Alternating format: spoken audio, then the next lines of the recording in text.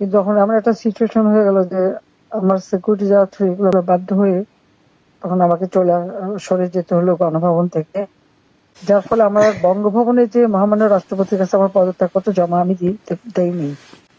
কাজে আমার কিন্তু পদত্যাগ হয়নি, আমি কিন্তু এখনো বাংলাদেশে কনস্টিটিউশনাল ইলেক্টেড প্রাইম মিনিস্টার।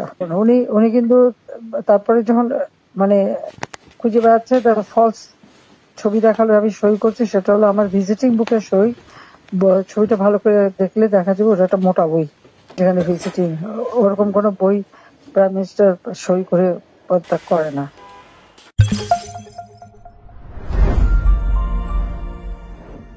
যার ফলে আমার বঙ্গভবনে যে মহামান্য রাষ্ট্রপতির কাছে আমার পদত্যাগপত্র জমা আমি দেইনি। কাজে আমার কিন্তু পদত্যাগ হয়নি, আমি কিন্তু এখনো বাংলাদেশে কনস্টিটিউশনাল ইলেক্টেড প্রাইম মিনিস্টার। উনি কিন্তু তারপরে যখন খুঁজে বেড়াচ্ছে তার ফলস ছবি দেখালো, আমি সই করছি, সেটা হলো আমার ভিজিটিং বুকের সই। ছবিটা ভালো করে দেখলে দেখা যাবে ওটা একটা মোটা বই, যেখানে ভিজিটিং, ওরকম কোনো বই প্রাইম মিনিস্টার সই করে পদত্যাগ করে না।